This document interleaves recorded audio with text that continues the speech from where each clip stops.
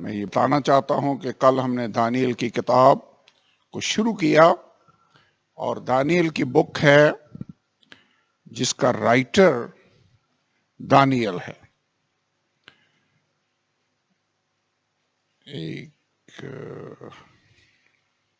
اس میں سے ایک چیپٹر ہے جو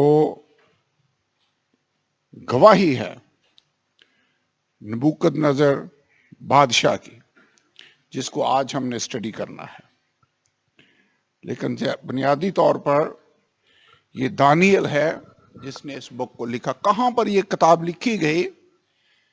یہ بابل کا شہر تھا جہاں کے واقعات ہیں، جہاں پر یہ بک زیادہ تر تصنیف ہوئی۔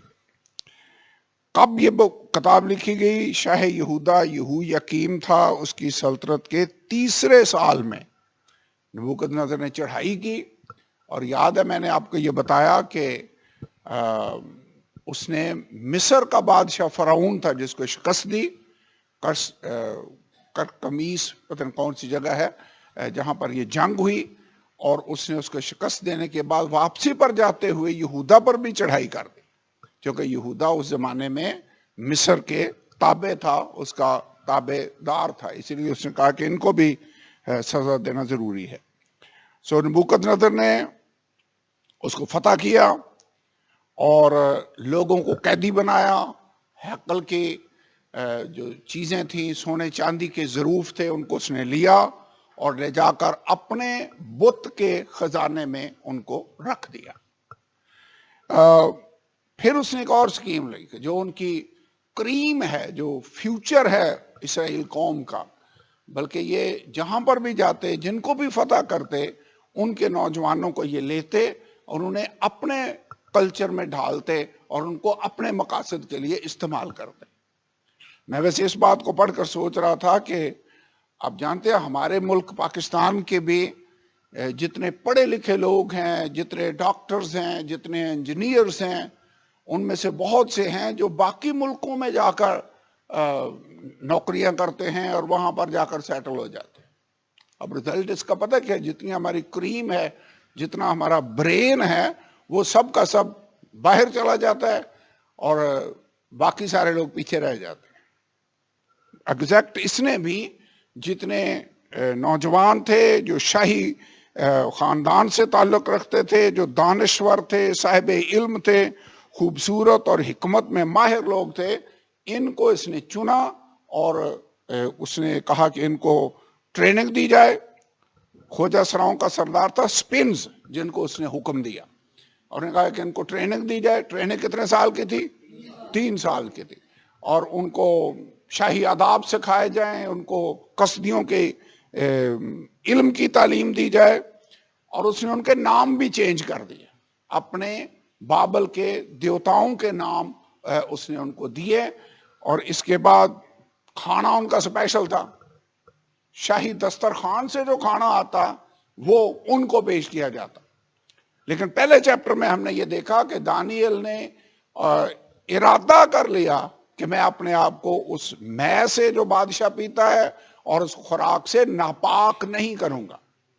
اور جب اس نے ارادہ کیا تو خدا نے اس کی مدد کی۔ اس نے اس بادشاہ کا جو خوجہ سراؤں کا سردار تھا، اس کی نظروں میں عزت دی، اس نے اس کی بات سنی، اور پھر اس نے مشورہ دیا کہ 10 دن ٹیسٹ کیا جائے، اور 10 دنوں کے بعد ان کے چہروں پر باقیوں کی نسبت زیادہ تازگی، رونق اور صحت ان کی بہتر لگ رہی تھی۔ سو خوجہ سراؤں کا سردار متفق ہو کر اس نے کہا ٹھیک ہے، آج سے تمہارا وہ کھانا بند، اور آپ کو ویجیٹیبلز، سبزیاں وغیرہ، ساگ پات، یہ چیزیں دی جائیں گی۔ اس سے جو لیسن ہم نے سیکھا تھا وہ یہ تھا کہ جس ماحول کے اندر بھی ہم ہوں، ہمیں پاکیزگی کے معیار کو قائم رکھنا ہے۔ کلیسیاں ہیں، کلیسیا کا مطلب ہے علیحدہ کیے ہوئے لوگ، ہم وہ سارا کچھ نہیں کر سکتے جو ہمارے ارد گرد دنیا کر رہی ہے۔ بائبل میں کیا لکھا ہے؟ ان میں سے نکل کر الگ رہو، ناپاک چیز کو نہ چھوؤ، تو میں تم کو قبول کر لوں گا، تم میرے بیٹے اور بیٹیاں ہوگے اور میں تمہارا باپ ہوں گا۔ سو ہم نے پاک بننا ہے، یہ بات یاد رکھنی ہے۔ میں اس کی ڈیٹیل میں نہیں جاؤں گا، بائبل کے اندر خدا نے کہا پاک ہو جس طرح تمہارا بلانے والا خدا پاک ہے. ہم نے اپنے آپ کو بہت سے کام ہیں جن سے علیحدہ رکھنا ہوگا. جیسے باقی صاحب لوگ اگر میں پیتے ہیں سمسون نہیں پی سکتا, یہ ناپاک چیز کو ایون ٹچ بھی نہیں کر سکتا. کیوں؟ کیونکہ یہ خدا کا ممسوح ہے, خدا کا نذیر ہے. سو ہمیں بھی سب کو کاپی کرنے کی ضرورت نہیں ہے, ہمیں یاد رکھنا ہوگا کہ ہم کون ہیں. صدرک, میثق اور عبدنجو اور دانیل نے یاد رکھا کہ ہم کون ہیں اور ہمارے خدا کا حکم کیا ہے. تو یہ کھانا ہم نہیں کھا سکتے. آپ کو پتہ ہے ہمیں بھی یہ حکم دیا گیا ہے. کرنتھیوں کے خط میں کلیسیا کے لیے بھی اس نے ریپیٹ کیا کہ جو بتوں کی جو قربانی غیر قومیں کرتی ہیں وہ خدا کے لیے نہیں کرتی. سو ہم ان کے کھانے اور خدا کے دسترخوان میں شریک نہیں ہو سکتے. ہم ایسے سارا کچھ ہی نہیں کھاتے جائیں گے. ہمیں we have to be careful. کہ ایک اور بات بھی میں نے بتائی کہ پہلا جو گناہ ہوا وہ بھی کھانے کے ممنوع کھانے کو وائلیٹ کرنے سے ہی ہوا تھا.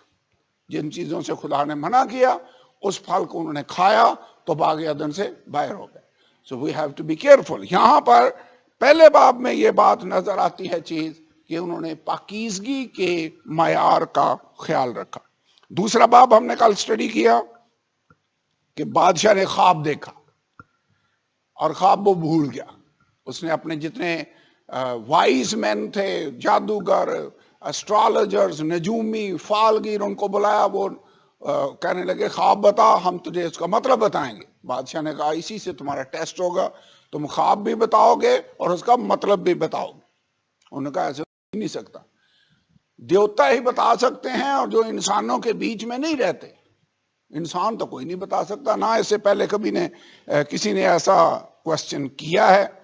تو اینی وے بادشاہ غصے میں آیا. اس نے کہا اچھا اس کا مطلب تم ایسے ٹالنا چاہتے ہو, ایسے ہی مجھے مطلب بتا کر.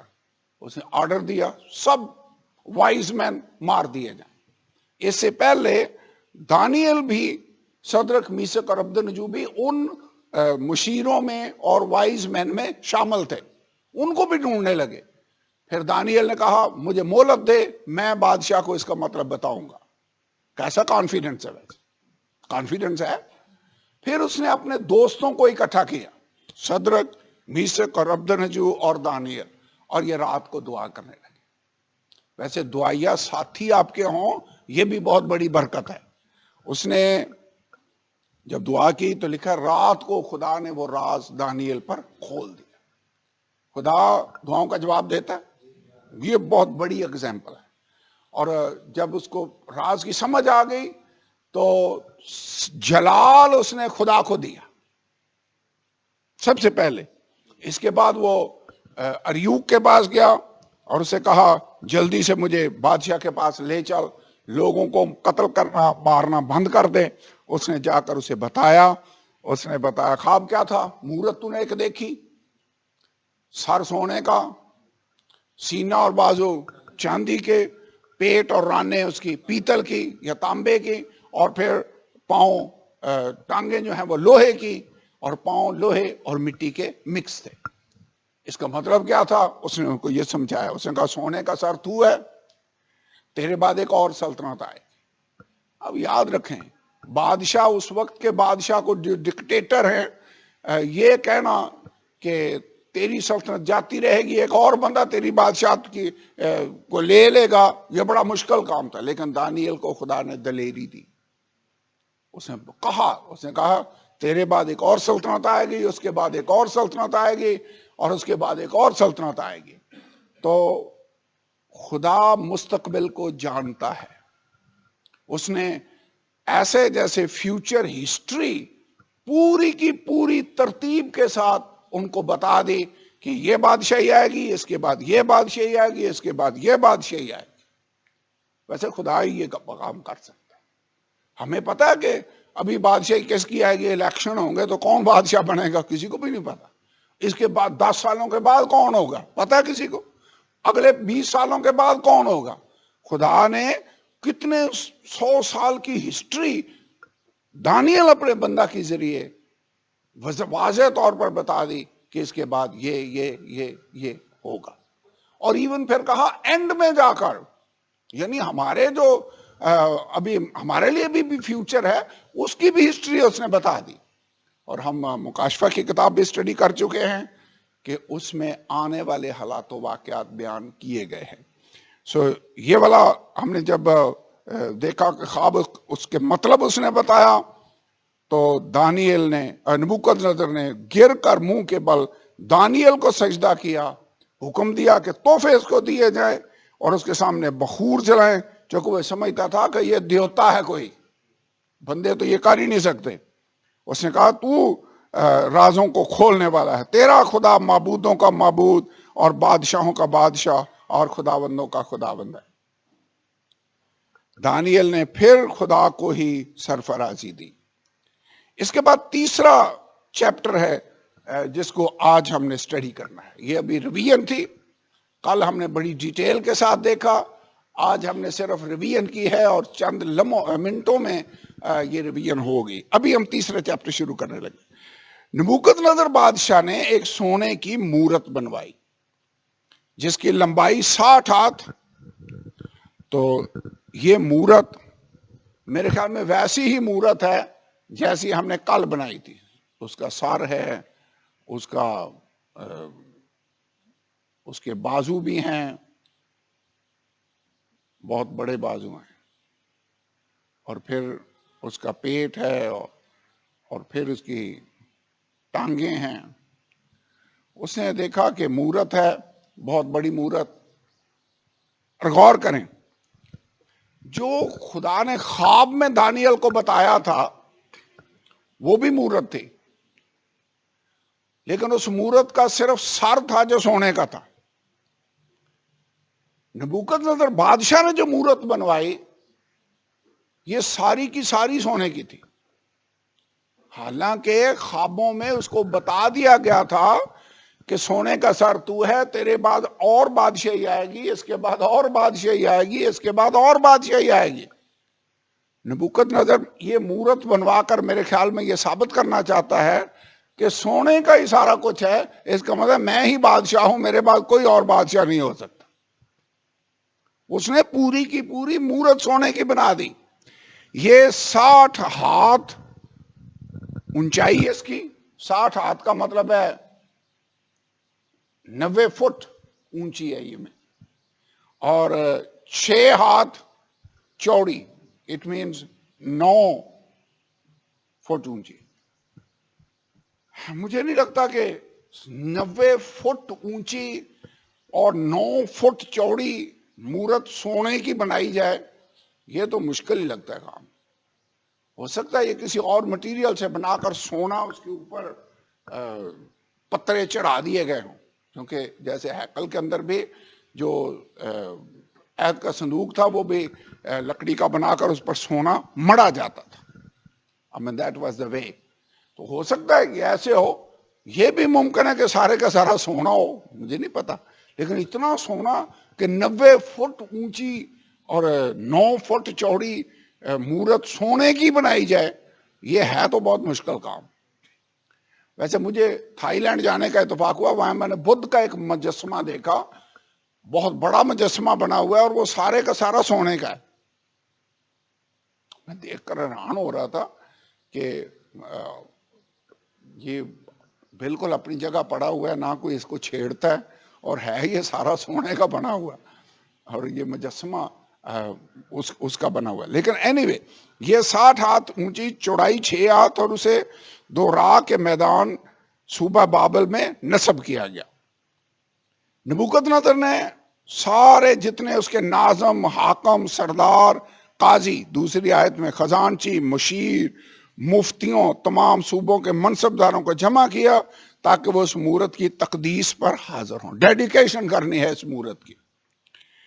تیسری آیت جس کو نبوکدنضر نے نصب کیا تھا، ناظم، حاکم، سردار، قاضی، خزانچی، مشیر، مغنی، مفتی، صوبوں کے تمام منصبدار مورت کی تقدیس کے لیے جسے نبوکدنضر بادشاہ نے نصب کیا تھا جمع ہوئے، اور وہ اس مورت کے سامنے جس کو نبوکدنضر نے نصب کیا تھا کھڑے ہوئے.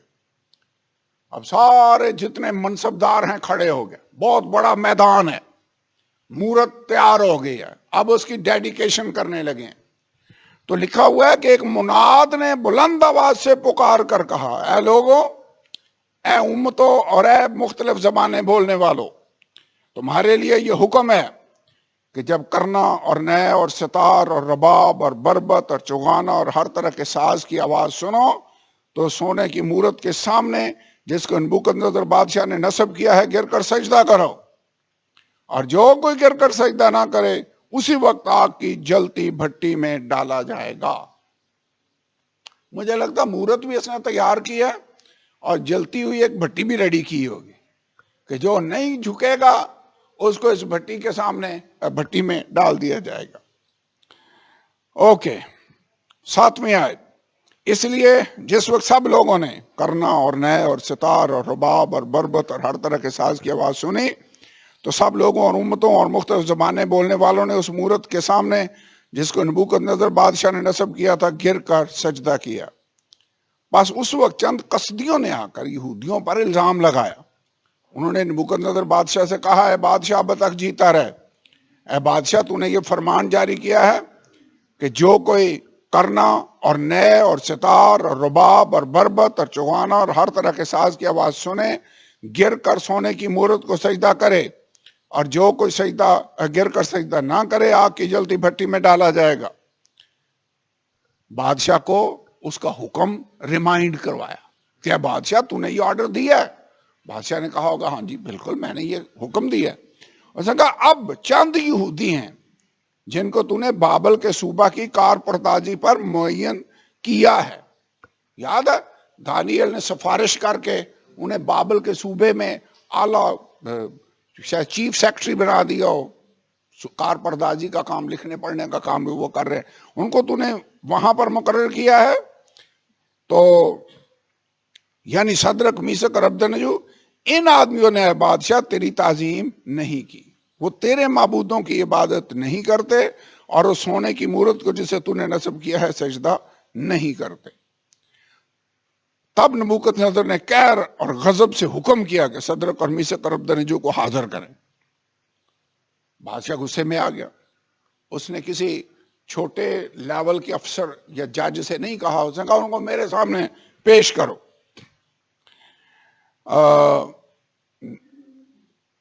انہوں نے ان آدمیوں کو بادشاہ کے حضور حاضر کیا۔ 14 آیت میں لکھا ہے نبوکدنضر نے ان سے کہا، صدرک اور میثق اور عبدنجو، کیا یہ سچ ہے کہ تم میرے معبودوں کی عبادت نہیں کرتے ہو اور اس سونے کی مورت کو جسے میں نے نصب کیا سجدہ نہیں کرتے ہو؟ کیا واقعی ایسا ہے؟ ویسے سٹینڈ لے لینا ایک بات ہے اور پھر اس سٹینڈ پر قائم رہنا دوسری بات ہے۔ اب بادشاہ کے چہرے کے تاثرات بھی انہیں نظر آ رہے ہیں، غصہ بھی نظر آ رہا ہے، اور بادشاہ کہہ رہا ہے کیا یہ صحیح بات ہے جو مجھے بتائی جا رہی ہے؟ کیا یہ سچ ہے کہ تم میرے معبودوں کی عبادت نہیں کرتے اور تم نے جھک کر وہاں پر سجدہ نہیں کیا؟ بادشاہ نے ان کو سیکنڈ چانس دینے کا فیصلہ کیا۔ 15 آیت میں لکھا، اب تم مستعد رہو کہ جس وقت کرنا اور نئے اور ستار اور بربت اور ربات اور چوغانا اور ہر طرح کے ساز کی آواز سنو تو اس مورت کے سامنے جو میں نے بنوائی ہے گر کر سجدہ کرو تو بہتر، پر اگر سجدہ نہ کرو تو اسی وقت آگ کی جلتی بھٹی میں ڈالے جاؤ گے۔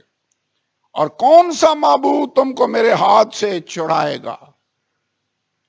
ویسے پہلے چیپٹر کے اندر جب اس نے خواب کا مطلب بتایا تو یہ کہہ رہا تھا تمہارا معبود سب معبودوں سے عظیم ہے۔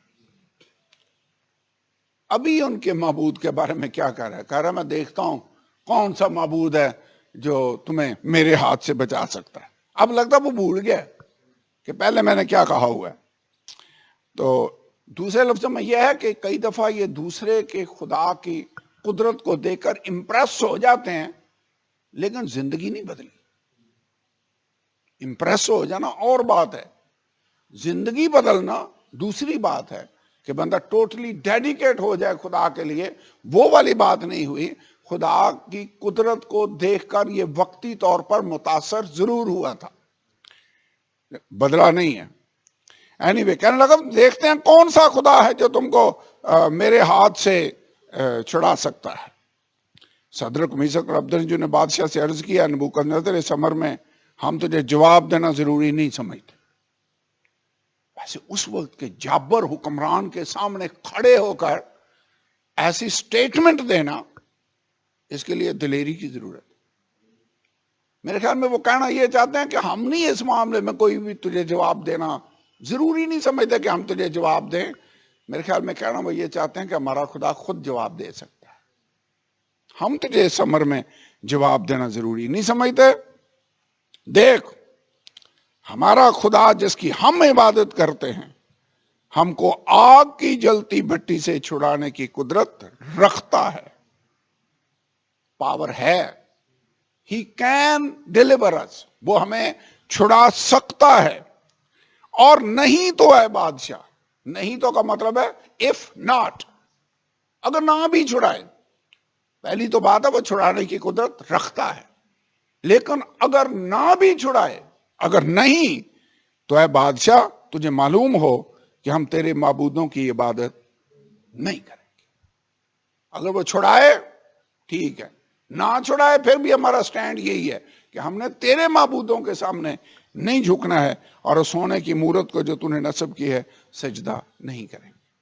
ویسے ہو سکتا ہے ہم اس جگہ ہوتے نا تو ہم نے کہنا تھا کہ اب سارے ہی لوگ جھک کر سجدہ کر رہے ہیں، ہم بھی کر لیں گے تو کیا ہے.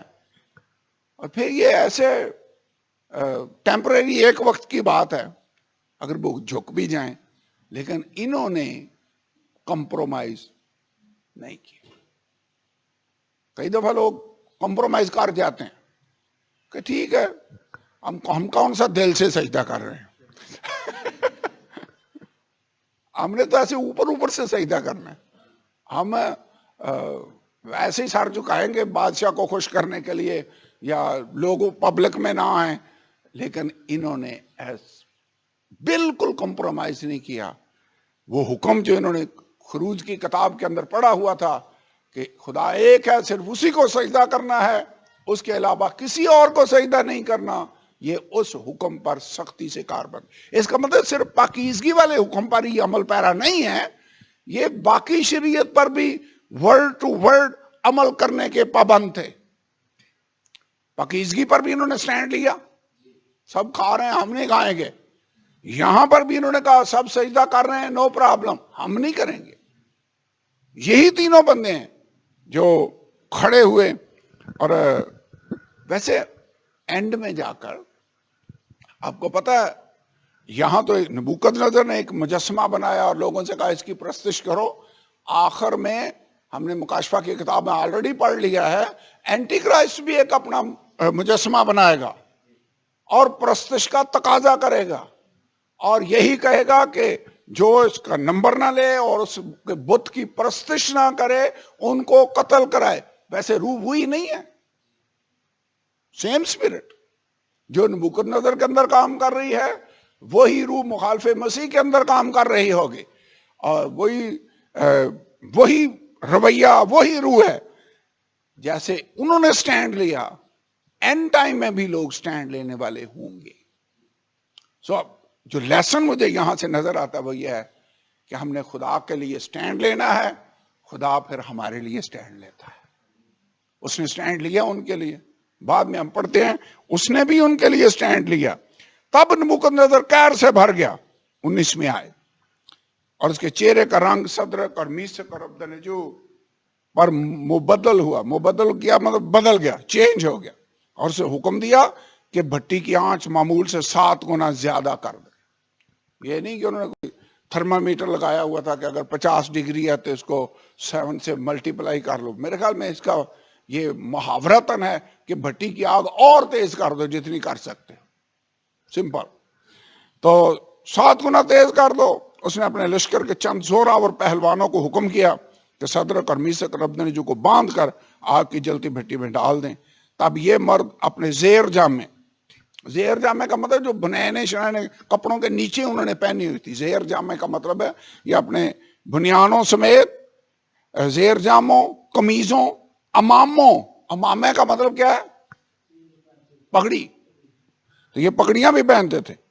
تو زیر جامے، قمیضوں، اماموں سمیت باندھے گئے اور آگ کی جلتی بھٹی میں پھینک دیے گئے۔ بس چونکہ بادشاہ کو حکم تاکیدی تھا اور بھٹی کی آنچ نہایت تیز تھی، اس لیے صدرک اور میثق اور عبدنجو کو اٹھانے والے آگ کے شعلوں سے ہلاک ہو گئے۔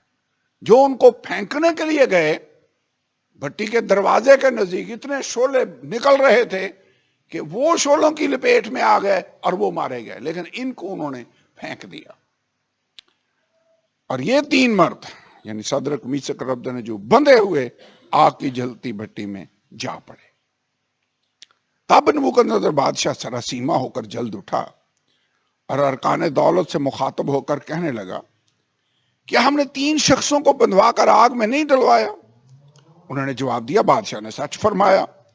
اس نے کہا، دیکھو میں 4 شخص آگ میں کھلے پھرتے دیکھتا ہوں۔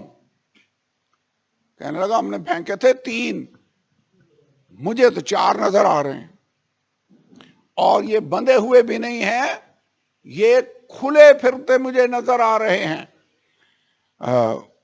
3 کی بجائے 4۔ اور اس نے یہ کہا کہ ان کو کچھ ضرر نہیں پہنچا، اور چوتھے کی صورت الہ زادہ کی سی ہے۔ چوتھا مجھے لگتا ہے جیسے خدا کا بیٹا ہے۔ الہ زادہ کا مطلب خدا کا بیٹا ہوتا ہے، جیسے خدا ہوتا ہے، دیوتا ہے کوئی۔ چوتھا جو بیچ میں پھر رہا ہے، اسے آئیڈیا تھا کہ انسان تو چوتھا نہیں ہو سکتا، 3 ہم نے ڈالے ہیں تو یہ چوتھا جو آٹومیٹک آ گیا یہ تو کوئی خدا ہی ہے، اور خدا نے ان کو بچا لیا۔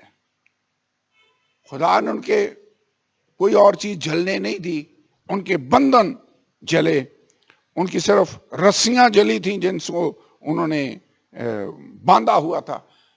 تو لگتا مجھے ان کی پگڑیاں بھی ٹھیک ہی رہی ہوں گی، پگڑیوں سمیت ان کو پھینکا، قمیضیں، اور جلا ہے اگر کوئی تو وہ صرف وہ رسیاں جلی ہیں، بال بھی نہیں جلے۔ ویسے آگ ہلکی سی بھی وہ ہاتھ کریں تو یہ ہاتھ کے بال جل جاتے ہیں، ان کے بال تک نہیں جلے۔ اور دوسری بات یہ تھی کہ وہ ایسے ناک لگا کر سونگ رہے ہیں، جلنے کی سمیل بھی نہیں آ رہی تھی۔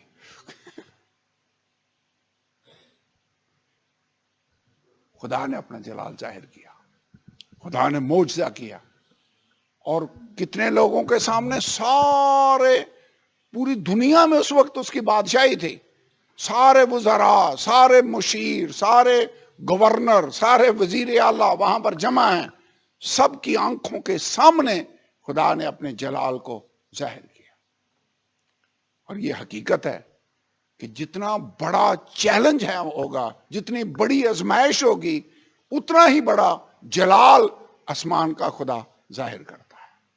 مشکل بڑی تھی، جلال بھی خدا نے بڑا ظاہر کیا، خدا نے اپنا جلال ظاہر کیا۔ 26ویں آیت، تب نبوکدنضر نے آگ کی جلتی بھٹی کے دروازے پر آ کر کہا، اس کا مطلب اس کا دروازہ بھی تھا بھٹی کا، دروازے کے پاس آیا، کہا، اے صدرک، میثق اور عبدنجو، خدا تعالیٰ کے بندو۔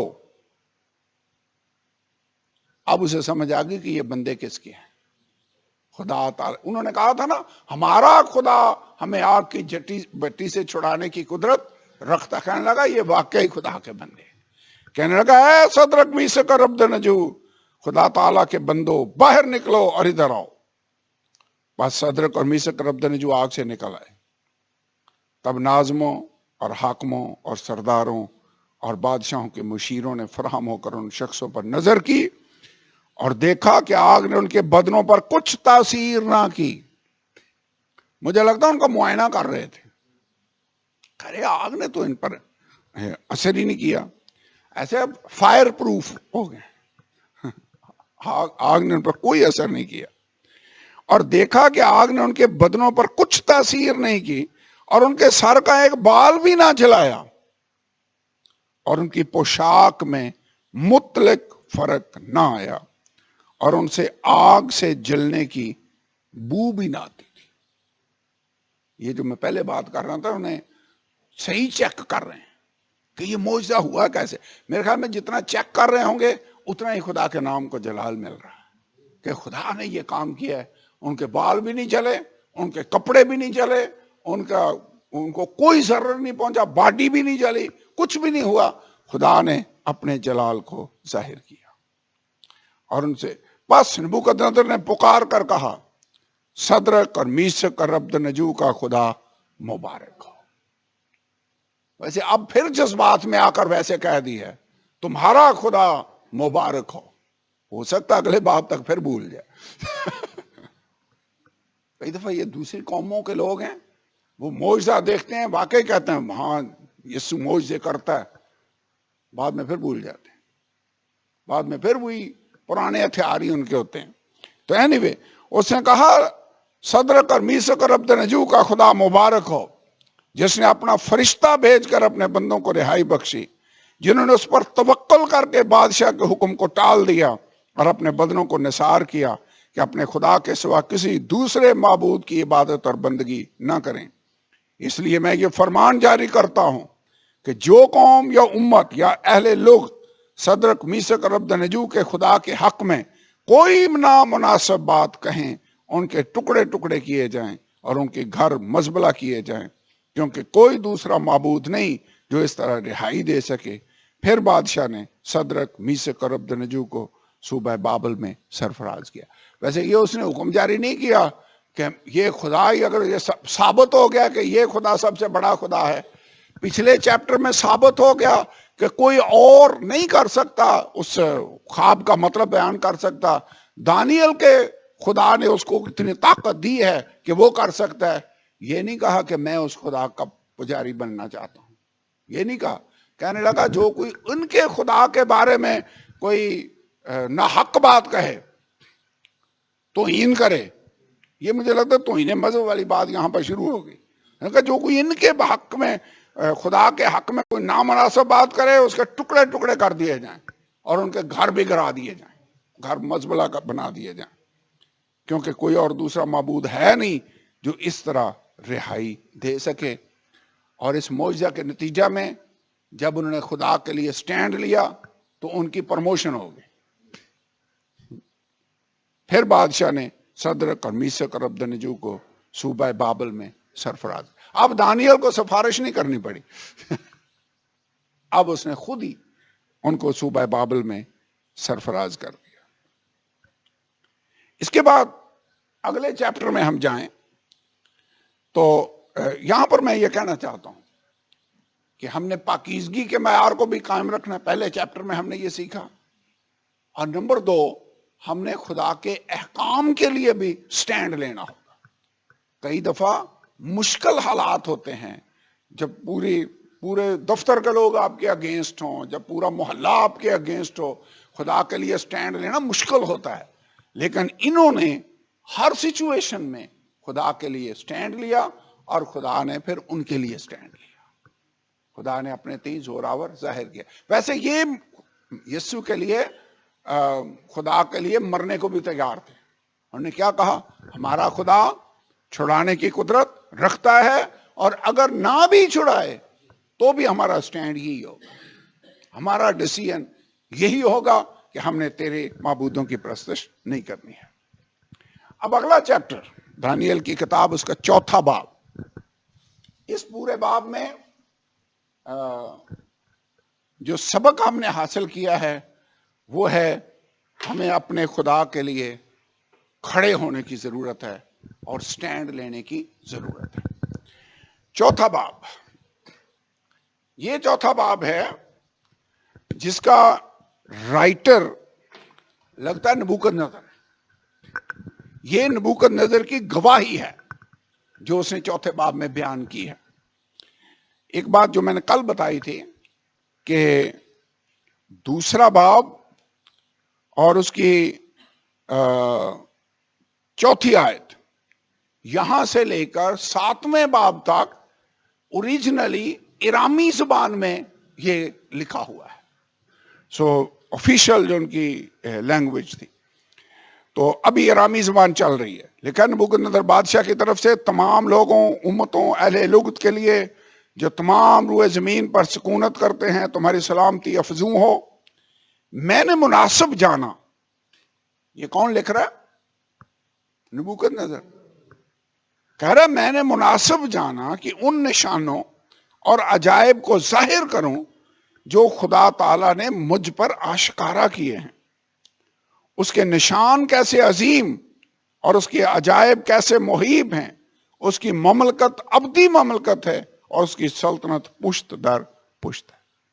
ویسے اس زمانے کے بادشاہ اپنے آپ کو ہی دیوتا سمجھتے تھے کہ اس پوری دنیا کا بادشاہ میں ہی ہوں، لیکن نبوکد نظر پر خدا نے ظاہر کیا کہ اصلی بادشاہ میں ہوں. تو نبوکد نظر کہہ رہا ہے مجھے سمجھ آ گئی ہے کہ اس کی مملکت ابدی مملکت ہے اور اس کی سلطنت پشت در پشت ہے. میری سلطنت شاید پشت در پشت نہ ہو، لیکن خدا، نسلیں گزر جاتی ہیں لیکن خدا وہی رہتا ہے، اس کی سلطنت پشت در پشت ہے. چوتھی آیت ہے. نبوکد نظر اب اپنی گواہی سنانے لگا. میں نبوکد نظر اپنے گھر میں مطمئن اور اپنے قصر میں کامران تھا. یعنی میں گھر میں مطمئن ہوں، بادشاہ ہے پوری دنیا کا، اور اپنے محل کے اندر یہ مطمئن کامیاب بیٹھا ہوا ہے. میں نے خواب دیکھا جس سے میں ہراساں ہو گیا، اور ان تصورات سے جو میں نے پلنگ پر کیے اور ان خیالوں سے جو میرے دماغ میں آئے مجھے پریشانی ہوئی. اس لیے میں نے فرمان جاری کیا کہ بابل کے تمام حکیم میرے حضور حاضر کیے جائیں.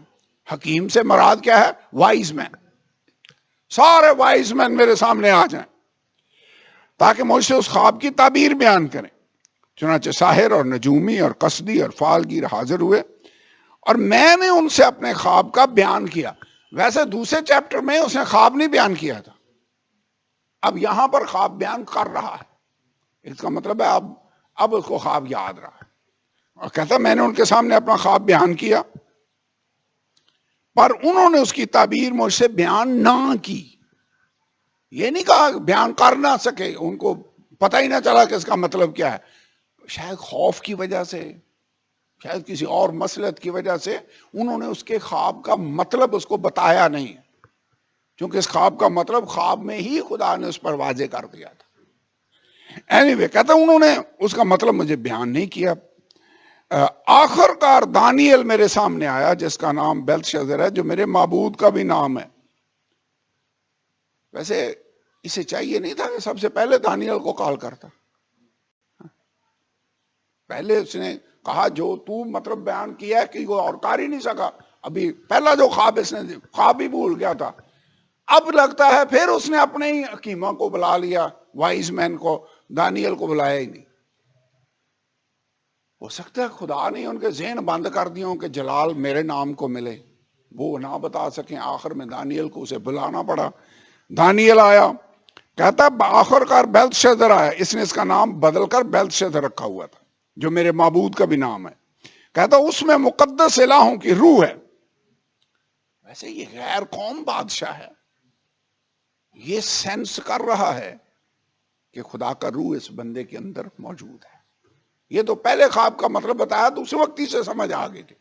ویسے جب یوسف فوتیفر کے گھر میں تھا تو فوتیفر کو بھی سمجھ آ گئی تھی کہ یہ بندہ ہے، خدا اس کے ساتھ ہے، جس کام کو یہ ہاتھ لگاتا ہے خدا اس میں اسے برکت دیتا ہے. اس کا مطلب اگر ہمارے اندر خدا کا روح ہے تو جس قوم میں، جس معاشرے میں ہم رہتے ہیں، لوگوں کو سمجھ آتی ہے کہ یہ خدا کا بندہ ہے یا نہیں ہے، خدا اس کے ساتھ ہے یا نہیں ہے. کہنے لگا اس میں مقدس الہوں کی روح ہے. اور بس میں نے اس کے سامنے اس کے روبرو خواب کا بیان کیا. دانیل کو بلایا، دانیل کے سامنے اس نے اپنا خواب بیان کیا اور کہا ہے بیلتشازر ساحروں کے سردار. اس نے اسے وائز مین کا لیڈر بنایا ہوا تھا، یاد ہے؟ اب لگتا ہے لیڈر کو پہلے نہیں بلایا، بعد میں بلایا. تو ساحروں کے سردار، چونکہ میں جانتا ہوں کہ مقدس الہوں کی روح تجھ میں ہے اور کوئی راز کی بات تیرے لیے مشکل نہیں، اس لیے جو خواب میں نے دیکھا اس کی کیفیت اور تعبیر بیان کر. پلنگ پر میرے دماغ کی رویا یہ تھی. اب اس نے خواب بتانا شروع کیا. میں نے نگاہ کی اور کیا دیکھتا ہوں کہ زمین کے وسط میں ایک نہایت اونچا درخت ہے. درخت کہاں پر ہے؟ زمین کے سینٹر میں، جو مرکزی جگہ ہے. اور وہ درخت بڑا اور نہایت اونچا درخت ہے، چھوٹا نہیں ہے. شاید یہ بڑی دور سے درخت نظر آتا ہو، بہت نہایت اونچا درخت ہے. وہ درخت بڑا مضبوط ہوا، اس کی چوٹی آسمان تک پہنچی. آسمان یہ محاورتن ہے، آسمان تک پہنچی کا مطلب ہے بہت بلند ہوا. ٹاور بابل کے برج کے بارے میں بھی ہم نے پڑھا تھا نا کہ ایسا برج بنائے جس کی چوٹی آسمان تک پہنچے. اس کا مطلب ہے بہت بلند ٹاور بنائے. یہ محاورہ ہے. اور وہ زمین کی انتہا تک دکھائی دینے لگا، یعنی نیچے تک دور سے یہ درخت نظر آتا تھا. اس کے پتے خوشنما تھے، میوہ فراوان تھا، اس میں سب کے لیے خوراک تھی. اس کا مطلب یہ پھلدار درخت تھا. میدان کے چرندے اس کے سایہ میں، ہوا کے پرندے اس کی شاخوں پر بسیرا کرتے تھے. اب یاد رکھنا ہے یہ نبوکدنضر اپنا خواب بیان کر رہا ہے. کس کے سامنے؟ دانیل کے سامنے. کہنے لگا تمام بشر نے اسے پرورش پائی. کتنے لوگوں نے پرورش پائی اس درخت سے؟ پوری دنیا نے. جانور بھی، لوگ بھی خوراک اگر حاصل کر رہے ہیں تو اس سے کر رہے ہیں. میں نے پلنگ پر اپنی دماغی رویا پر نگاہ کی اور کیا دیکھتا ہوں کہ ایک نگہبان، ہاں قدسی، آسمان سے اترا. قدسی کا مطلب ہے مقدس، فرشتہ. ویسے مجھے لگتا یہ ہے کہ اس نبوکدنضر کی روحانی سینس جو ہے یہ کام کرتی ہے. جب اس آگ کے اندر اس نے ایک ہستی کو دیکھا تو کہا چوتھے کی صورت الہ زادے کی سی ہے. یہاں پر ایک ہستی اس نے آسمان سے اترتے ہوئے دیکھی اور اسے کہہ رہا ہے یہ قدسی ہے. اس نے بلند آواز سے پکار کر یوں کہا، کس نے؟ اس قدسی نے، کہ درخت کو کاٹو، اس کی شاخیں تراشو، اس کے پتے جھاڑو اور اس کا پھل بکھیر دو. چرندے اس کے نیچے سے چلے جائیں، پرندے اس کی شاخوں پر سے اڑ جائیں. اس کا مطلب ہے درخت کے سارا جاہ و جلال جو وہ خوراک دے رہا تھا، سایہ دے رہا تھا، سب کا سب ختم کر دو. لیکن اس کی جڑوں کا کندہ زمین میں باقی رہنے دو. درخت ایسے کاٹ دیا جائے تو تھوڑا سا جو تنا سا بچ جائے وہ کندہ ہے. کہنے لگا اس کا تھوڑا چھوٹا سا جو کندہ ہے جڑوں کا وہ زمین میں باقی رہنے دو. ہاں لوہے اور تانبے کے بندھن سے بندھا ہوا میدان کی ہری گھاس میں رہنے دو، اور وہ آسمان کی شبنم سے تر ہو اور اس کا حصہ زمین کی گھاس میں حیوانوں کے ساتھ ہو. اس کا دل انسان کا دل نہ رہے. بات کندے کی ہو رہی ہے، بات درخت کی ہو رہی ہے. کہہ رہا ہے اس کا مطلب اس کا دل پھر انسانوں والا دل نہ رہے. اس کا مطلب یہ درخت کسی انسان کو ظاہر کر رہا ہے. یہ بیان کون کر رہا ہے؟ نبوکدنضر خود خواب میں ہی کہہ رہا ہے اس کا دل انسانوں کا سا دل نہ رہے بلکہ اس کو حیوان کا دل دے دیا جائے اور اس پر 7 دور گزر جائیں. دور کا مطلب ہے سال، دور، نیم دور، دوروں یاد ہے؟ دور کا مطلب سال. اور 7 ایئرز اس پر گزرے. یہ حکم نگہبانوں کے فیصلہ سے ہے اور یہ امر قدسیوں کے کہنے کے مطابق ہے تاکہ سب ذی حیات پہچان لیں کہ حق تعالی آدمیوں کی مملکت میں حکمرانی کرتا ہے اور جس کو چاہتا ہے اسے دیتا ہے، بلکہ آدمیوں میں سے ادنا آدمی کو اس پر قائم کرتا ہے. میں نبوکدنضر بادشاہ نے یہ خواب دیکھا ہے. اینڈ میں خواب کا رزلٹ اس نے یہی بتایا تاکہ تجھے پتا ہو کہ اقتدار بادشاہی کا خدا کی طرف سے ملتا ہے. وہ جس کو چاہتا ہے دیتا ہے. کئی دفعہ وہ ادنا لوگوں کو اٹھا کر تخت کے وارث بنا دیتا ہے. داؤد کے ساتھ ایسا ہی نہیں کیا. بھیڑیں چراتے ہوئے بندے کو لیا اور اس اسرائیل کا بادشاہ بنا دیا. کہتا ہے وہ ادنا لوگوں کو لیتا ہے اور ان کو اس پر قائم کرتا ہے. میں نبوکدنضر بادشاہ نے یہ خواب دیکھا ہے، اے بیلتشازر تو اس کی تعبیر بیان کر، کیونکہ میری مملکت کے تمام حکیم مجھ سے اس کی تعبیر بیان نہیں کر سکتے، لیکن تو کر سکتا ہے کیونکہ مقدس الہوں کی روح تجھ میں موجود ہے. یہ ویسے سینس رکھتا ہے، اسے سمجھ آ گئی عمل کرے یا نہ کرے. ویسے میں نے کئی لوگ دیکھے ہیں آج کا کل بھی روحانی سینس ان میں ہوتی ہے، زندگی نہیں خدا کو دیتے. سمجھ ویسے انہیں آ رہی ہوتی ہے کہ سچی بات یہ ہے، کلام یہی کہتا ہے، یہ اس کا صحیح ترجمہ ہے، وہ سمجھتے سارا کچھ ہیں، زندگی نہیں دیتے۔ نبوکدنیزر کا بھی یہی حال ہے۔ تب دانیل، جس کا نام بیلتشدر ہے، 1 سال تک سراسیمہ رہا، کیونکہ اسے سمجھ آ گئی کہ اس کا مطلب کیا ہے۔ ایک لمحے کے لیے پریشان ہو گیا اور اپنے خیالات میں پریشان ہوا۔ بادشاہ نے اس سے کہا، بیلتشدر، خواب اور اس کی تعبیر سے تو پریشان نہ ہو۔ اس نے ویسے اس کے چہرے کے تاثرات بھی دیکھ لیے، کہنے لگا تجھے پریشان ہونے کی ضرورت نہیں ہے۔ بیلتشدر نے جواب دیا، اے میرے خداوند، یہ خواب تجھ سے کینہ رکھنے والوں کے لیے اور اس کی تعبیر تیرے دشمنوں کے لیے ہو۔ اس کا مطلب ہے دانیل صرف بادشاہ کے تابع ہی نہیں تھا، بلکہ اس کا خیر خواہ بھی تھا، اس سے محبت رکھتا تھا، اس کا بھلا چاہتا تھا۔ لیکن میں ایک بات پر غور کر رہا تھا کہ اگر خدا خوابوں کے ذریعہ سے دانیل سے کلام کر رہا ہے، نبوکدنیزر سے کلام کر رہا ہے، تو ایسا کیوں ہو رہا ہے؟ وائی؟ مجھے لگتا ہے کہ اس کی مین ریزن یہ ہے کہ دانیل اور صدرک اور میشک اور عبدنجو کے نام تو لکھے ہیں، اس کے علاوہ اور پتہ نہیں کتنے اسرائیلی لوگ، خدا کے بیٹے بیٹیاں وہاں پر تھے جو دن رات دعاؤں میں لگے ہوئے تھے۔ خدا نے اپنا آسمان کھولا اور خدا خوابوں کے ذریعہ سے، رویا کے ذریعہ سے باقی لوگوں سے کلام کر رہا ہے، ایون بادشاہوں سے کلام کر رہا ہے، اور ان پر ظاہر کر رہا ہے کہ اصلی خدا میں ہی ہوں۔ خدا کے بندوں کی دعاؤں کا اثر ہوتا ہے، ویسے دعاؤں کا اثر ہوتا ہے۔ ہمیں جس ملک کے اندر خدا نے رکھا ہوا ہے، اگر ہم دعاؤں میں ٹائم گزاریں گے، خدا ہمارے ارد گرد جو قومیں ہیں ان سے کلام کر کے اپنے آپ کو ان پر ظاہر کر سکتا ہے، ان کے ذہنوں کو کھول سکتا ہے۔ He can do. اگر نبوکدنیزر کے لیے یہ ہو سکتا ہے، جتنی کثرت کے ساتھ خدا کلام کر رہا ہے، تو خدا ہمارے ساتھ بھی یہ کر سکتا ہے۔ اور اس میں بڑا رول دانیل کی دعا کا اور صدرک، میشک اور عبدنجو کی دعاؤں کا بڑا اثر ہے، کیونکہ دعاؤں سے آسمان کھل جاتا ہے اور خدا اپنا کام شروع کر دیتا ہے۔ یہ ہمارے لیے لیسن ہے، اور یہ خاص لیسن ہے، اس کو ہمیں یاد رکھنا ہوگا۔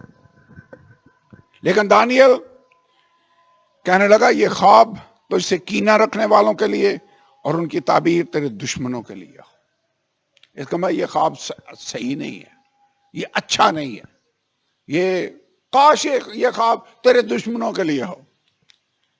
وہ درخت جو تو نے دیکھا کہ بڑا اور مضبوط ہوا، جس کی چوٹی آسمان تک پہنچی اور زمین کی انتہا تک دکھائی دیتا تھا، جس کے پتے خوشنما اور میوہ فراوان تھا، جس میں سب کے لیے خوراک تھی، جس کے سایہ میں میدان کے چرندے اور شاخوں پر ہوا کے پرندے بسیرا کرتے تھے، اے بادشاہ وہ تو ہی ہے۔ یہ درخت کس کو ظاہر کرتا تھا؟ نبوکدنیزر بادشاہ کو۔ کہنے لگا وہ درخت تو ہے۔ تو اس کا مطلب یہ ہے کیونکہ اے بادشاہ تو ہی ہے جو بڑا اور مضبوط ہوا، کیونکہ تیری بزرگی بڑی اور آسمان تک پہنچی اور تیری سلطنت زمین کی انتہا تک پہنچی۔ خدا ایک جگہ پر کہتا ہے کلام کرتے ہوئے، نبوکدنیزر میرے ہاتھ میں، شاہ بابل میرے ہاتھ میں گرز کی طرح ہے، یعنی خدا اس کو استعمال کر رہا تھا اپنے کام کے لیے، کہہ رہا وہ تو ہے۔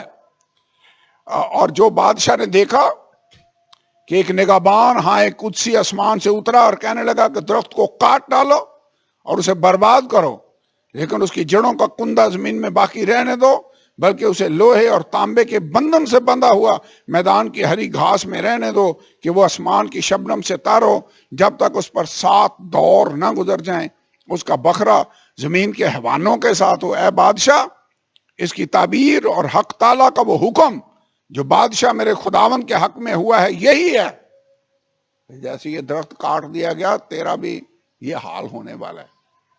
اس کا حکم یہی ہے کہ تجھے آدمیوں میں سے ہانک کر نکال دیں گے، اور تو میدان کے حیوانوں کے ساتھ رہے گا، تو بیل کی طرح گھاس کھائے گا اور آسمان کی شبنم سے تر ہوگا، اور تجھ پر 7 دور گزریں گے۔ 7 ایئرز تجھ پر اس طرح سے گزریں گے، تب تجھ کو معلوم ہوگا کہ حق تعالی انسان کی مملکت میں حکمرانی کرتا ہے اور اس کو جس کو چاہتا ہے دیتا ہے۔ اور یہ جو انہوں نے حکم کیا کہ درخت کی جڑوں کے کندہ کو باقی رہنے دو، اس کا مطلب یہ ہے کہ جب تو معلوم کر چکے گا کہ بادشاہی کے اقتدار خدا کی طرف سے ہے، تو اپنی سلطنت پر پھر قائم ہو جائے گا۔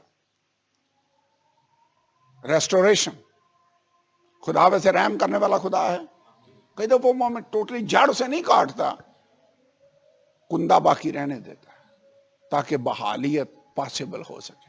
خدا بحال کرتا ہے، خدا کی یہ مرضی ہے کہ ہم پھر واپس اس کے پاس آ جائیں۔ اس کی پرابلم یہ تھی کہ یہ خود ہی خدا بن بیٹھتے تھے، اپنے آپ کو ہی سب کچھ اختیار کل سمجھتے تھے۔ خدا اس پر ظاہر کر رہا تھا کہ اصلی اقتدار میرے ہاتھ میں ہے، میری بادشاہی ابدی ہے، اور جب تک تجھے یہ سمجھ نہیں آئے گی، میں تجھے ایسے نہیں سمجھ آ رہی تو میں تجھے حیوانوں کی طرح بنا دوں گا اور تیری بادشاہی کا اقتدار ختم ہو جائے گا۔ 7 ایئرز، 7 سال تک یہ کام رہے گا۔ پھر جب تجھے سمجھ آئے گی کہ بادشاہی کا اقتدار آسمان کی طرف سے ہے، تو اپنی سلطنت پر پھر قائم ہوگا۔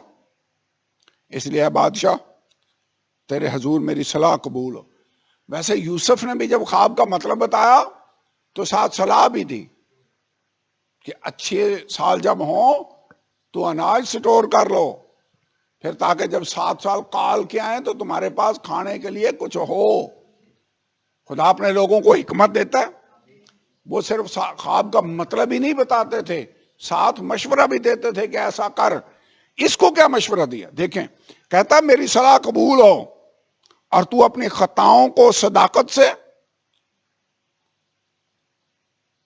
اور اپنی بد کرداری کو مسکینوں پر رحم کرنے سے دور کر۔ ممکن ہے اس سے تیرا اطمینان زیادہ ہو جائے، تیرا اطمینان بڑھ جائے۔ اس کا مطلب ہے توبہ کر۔ ویسے ایسے بادشاہوں کے سامنے ایسا پیغام دینا دلیری کا کام ہے۔ یوحنا بپتسمہ دینے والے نے بھی اپنے دور کے بادشاہ سے کہا تھا تجھے تیرے بھائی کی بیوی کو رکھنا روا نہیں ہے۔ رزلٹ کیا نکلا؟ اسے جیل میں ڈال دیا گیا۔ بعد میں اس کا سر کاٹ کر وہ ٹرے میں رکھ کر بادشاہ کے سامنے وہ جو لڑکی ناچ رہی تھی اس کو دے دیا گیا۔ لیکن یہ لوگ دلیر تھے۔ میں یہ پڑھ کر سوچ رہا تھا خداوند ہمیں دلیری کا روح دے تاکہ جو کلام تیری طرف سے ہو اس میں ہم آمیزش کرنے والے نہ بنیں، بلکہ ایز اٹ از اس کو بیان کرنے والے ہوں، تاکہ لوگ توبہ کر سکیں اور ان کی زندگیاں بدل جائیں، اور جس مقصد کے لیے تو کلام کر رہا ہے تیرا وہ الہی مقصد پورا ہو جائے۔ سو اس نے صلاح بھی دی، کہا تو اپنی خطاؤں کو صداقت سے اور اپنی بدکرداری کو مسکینوں پر رحم کرنے سے دور کر، ممکن ہے اس سے تیرا اطمینان زیادہ ہو۔ یہ سب کچھ نبوکدنضر بادشاہ پر گزرا۔ خدا جو کلام کرتا پورا ہوتا ہے۔ لکھا ہے جو کہا خواب دکھایا خدا نے وہ سب نبوکدنضر پر ہوا۔ 1 سال کے بعد یہ خواب کب پورا ہوا؟ After 1 year. ویسے میں یہ پڑھ کر سوچ رہا تھا خدا نے 1 سال اس کو توبہ کرنے کے لیے دیا۔ 1 ایئر پورا۔ 1 سال کے بعد وہ بابل کے شاہی محل میں ٹہل رہا تھا۔ بادشاہ نے فرمایا کیا یہ بابل اعظم نہیں جس کو میں نے اپنی توانائی کی قدرت سے تعمیر کیا؟ یہ ویسے مغروری تھوڑی سی لگتی ہے۔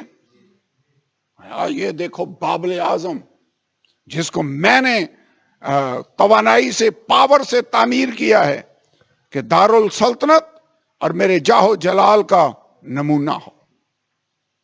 بادشاہ یہ بات کہہ ہی رہا تھا کہ آسمان سے آواز آئی، اے نبوکدنضر بادشاہ تیرے حق میں یہ فتویٰ ہے کہ سلطنت تجھ سے جاتی رہی، تجھے آدمیوں میں سے ہانک کر نکال دیں گے اور تو میدان کے حیوانوں کے ساتھ رہے گا اور بیل کی طرح گھاس کھائے گا۔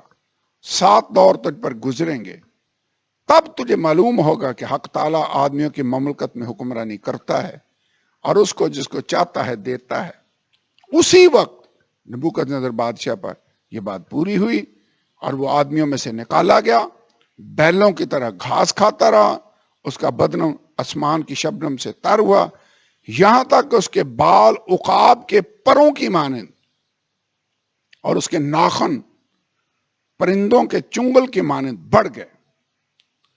اور ان ایام کے گزرنے کے بعد میں نبوکدنضر نے آسمان کی طرف آنکھیں اٹھائیں۔ یہ پورا چیپٹر کیا ہے؟ نبوکدنضر کی گواہی۔ کہہ رہا جب 7 سال گزر گئے تو پھر میں نے آسمان کے خدا کی طرف آنکھیں اٹھائیں، میری عقل مجھ میں پھر آئی اور میں نے حق تعالیٰ کا شکر کیا اور اس حی القیوم کی حمد و ثنا کی جس کی سلطنت ابدی اور جس کی مملکت پشت در پشت ہے، اور زمین کے تمام باشندے ناچیز گنے جاتے ہیں۔ وہ آسمانی لشکر اور اہل زمین کے ساتھ جو کچھ چاہتا ہے کرتا ہے، اور کوئی نہیں جو اس کا ہاتھ روک سکے اور اسے کہے تو کیا کرتا ہے۔ اسی وقت میری عقل مجھ میں پھر آئی، میری سلطنت کی شوکت کے لیے میرا روب اور دبدبا پھر مجھ میں بحال ہو گیا، میرے مشیروں اور امیروں نے مجھے پھر ڈھونڈا اور میں اپنی مملکت میں قائم ہوا، میری عظمت میں افزونی ہوئی، اور اب میں نبوکدنضر آسمان کے بادشاہ کی ستائش اور تکریم اور تعظیم کرتا ہوں، کیونکہ وہ اپنے سب کاموں میں راست اور اپنی سب راہوں میں عادل ہے، اور جو مغروری میں چلتے ہیں ان کو ذلیل کر سکتا ہے۔ اب ایسے اسے سمجھ آ گئی ہے نا، جو مغروری میں چلیں ان کو خدا ذلیل کر سکتا ہے۔ اس کو یہ جو مغروری والی بات ہے، اس کے لیے امثال کی کتاب میں 2 حوالے، اس کو اگر لکھ لیں آپ۔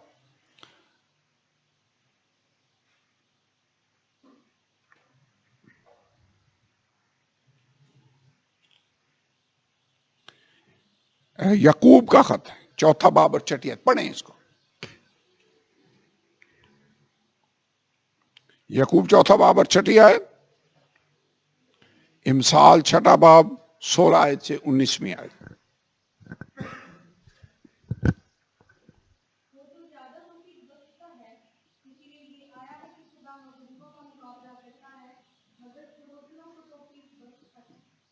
یعقوب کون سا باب میں نے بتایا ہے؟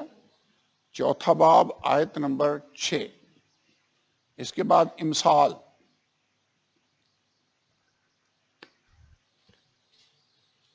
6 باب 16 آیت سے 19 آیت۔ جی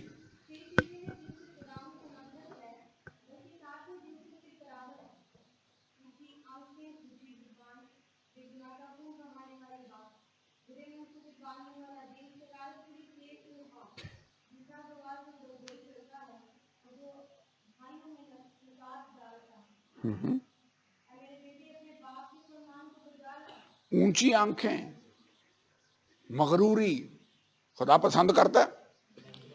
ایک آیت کے اندر امثال کی کتاب میں لکھا ہے ہلاکت سے پہلے تکبر ہے۔ اگر کوئی آدمی مغرور ہے نا تو وہ ہلاک ہو گئی ہوگا۔ ہلاکت سے پہلے تکبر ہے اور خود بینی گراوٹ سے پہلے ہے۔ یعنی ہم نے یاد رکھنا ہے، نبوکدنضر کی اس مثال کو ہمیشہ یاد رکھنا ہے کہ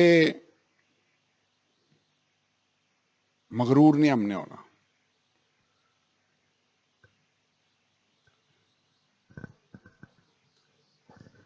ویسے آپ کے پاس جو کچھ ہے، اگر کچھ ہے، اگر عقل ہے، ذہانت ہے، خدا نے آپ کو پہننے کے لیے کپڑے دیے ہیں، رہنے کے لیے گھر دیا ہے، کوئی رتبہ دیا ہے، تو یہ کس کی طرف سے ہے؟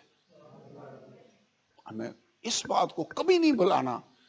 یعقوب کے خط میں لکھا ہے ہر اچھی بخشش اور کامل انعام اوپر سے، آپ کے اپنے بل بوتے پر اور اپنے زور سے نہیں۔ ویسے نبوکدنضر نے کہا کیا تھا؟ کیا یہ بابل اعظم نہیں جس کو میں نے اپنی قوت سے تعمیر کیا ہے تاکہ یہ میرے جاہ و جلال کا نمونہ ہو؟ مغروری نہ کریں، فخر نہیں کرنا کبھی بھی۔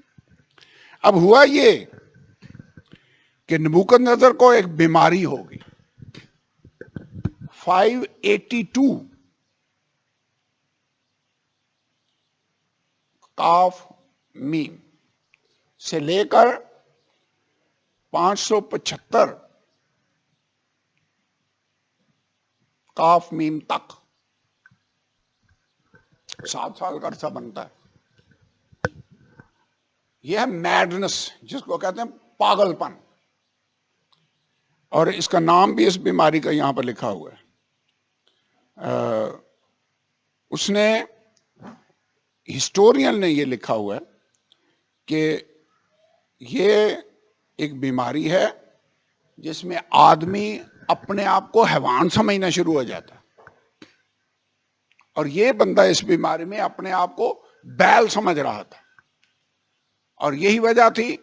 اصل میں یہ ذہن کا ہل جانا ہے، جو کہتے ہیں نا پرزے ڈھیلے ہو جانا، یہ وہ والی بات ہے. میں نے کئی پاگلوں کو دیکھا، وہ کہتے ہیں میں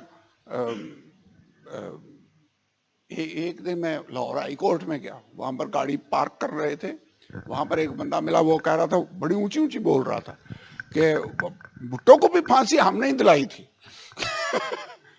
یہ اس ہائی کورٹ میں بڑے بڑے کیس ہوئے ہیں، یہ ہوا ہے یہاں پر، یہ ہوا ہے. لیکن حقیقت کیا تھی؟ وہ سمجھ رہا تھا کہ میں پتہ نہیں کیا کچھ ہوں.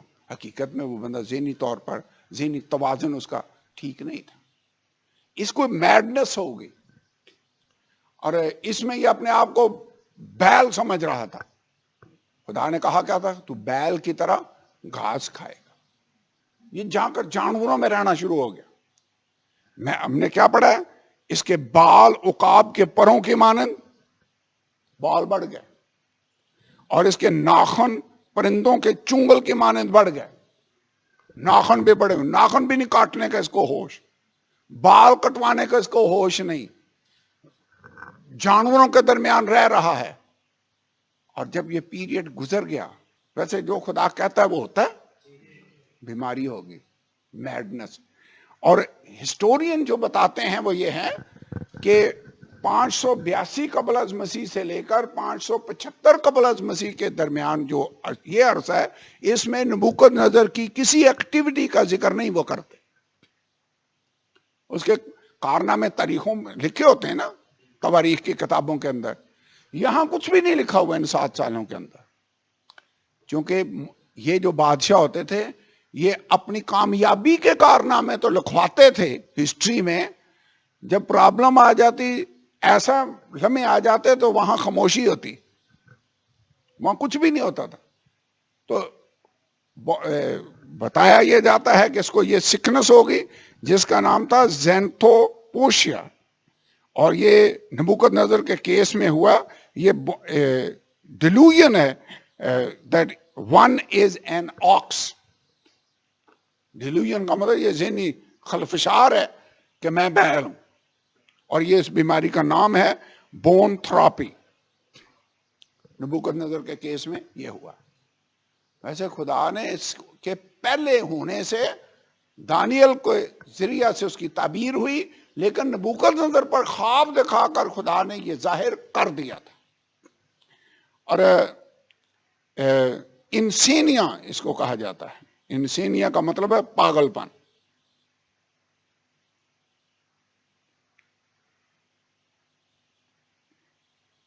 اوکے، اب میں تھوڑا سا آپ کو بتانا چاہتا ہوں بابل کے تعلق سے. یہ ہے آیت number 30.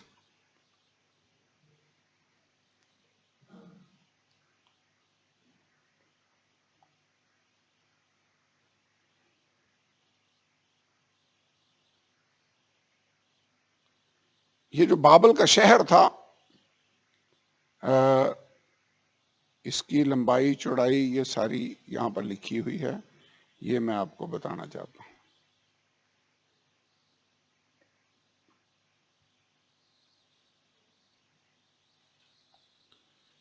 Babylon was truly one of the spectacular cities of the ancient world. جو اس نے بنایا، اس میں ہینگنگ گارڈنز تھے. کیا اس کو کہتے ہیں؟ Hanging gardens. یعنی باغیچے بنے ہوئے ہیں جو فضا میں ہوتے، بلندی پر، شاید بلڈنگوں کے اوپر بناتے تھے اور وہ گھوم رہے ہوتے، لیکن ان کو ہینگنگ گارڈنز کہا جاتا ہے. یہ بابل شہر کے اندر موجود تھے. اس کے بعد کئی اینٹیں دریافت ہوئی ہیں، آرکیالوجسٹوں نے یہ دریافت کی ہیں، جس کی اینٹوں پر اس کی سٹیمپ لگی ہوئی ہے، نبوکد نظر کا نام ان کے اوپر لکھا ہوا ہے کہ یہ اس بندے نے اس شہر کی تعمیر کی تھی. اس کے بعد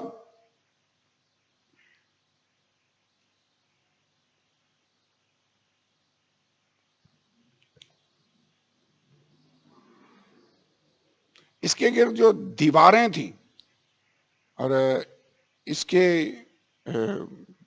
کا کیا تھا، یہ پورے کا پورا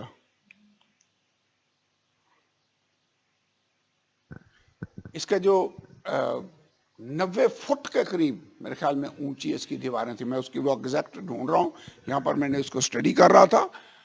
اور 2 دیواریں اور موٹی، بہت زیادہ موٹی ان دیواروں کو بنایا ہوا تھا، اور اتنا اس کو سیکیور کیا ہوا تھا کہ لوگوں کے لیے بابل کو فتح کرنا تقریباً ناممکن تھا. دریا فرات اس کے دیواروں کے نیچے سے ہو کر گزرتا تھا، یہ بابل کے اندر سے ہو کر گزرتا دریا. اب ہوا یہ کہ جب اس بابل کو فتح کیا، اور کیا تھا فارس کا بادشاہ خورس تھا جس نے اس کو فتح کیا، اس نے دریا کا رخ دوسری طرف موڑ دیا، اور جب اس کا پانی تھوڑا نیچے ہوا تو یہ اس دیوار کے نیچے سے اس کی آرمی کرتی ہوئی، مارچ کرتی ہوئی اس شہر کے اندر داخل ہوئی، اور یہ بابل کا شہر فتح ہوا.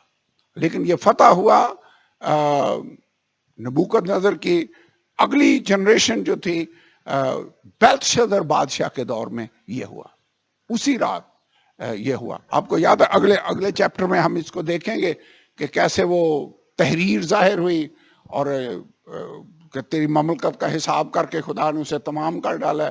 اور اسی رات بیلتشازر بادشاہ قتل ہوا، اور دارا مادی نے 62 سال کی عمر میں سلطنت پر قبضہ کر لیا.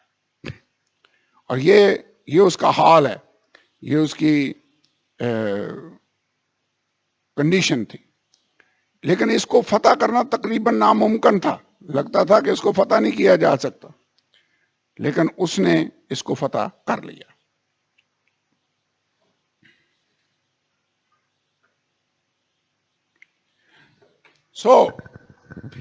جیسے پہلے لیسن میں ہم نے یہ دیکھا، اس کی میں ڈیٹیل آپ کو بعد میں بتاتا ہوں کہ یہ جو بابل کا شہر تھا یہ کتنا سٹرانگ تھا، کیونکہ اگلے چیپٹر میں ہم اسی بابل کی فتح کا ذکر جو ہے اس کو تفصیل کے ساتھ پڑھنے والے ہیں. ابھی ہم بریک کریں گے، لیکن آج جو باتیں ہم نے سیکھی ہیں وہ یہ ہے کہ خدا خوابوں کے ذریعہ سے اپنے لوگوں کی دعاؤں کے جواب میں دیگر بادشاہوں کے ساتھ بھی کلام کر سکتا ہے اور ان کے دلوں کو بدل سکتا ہے.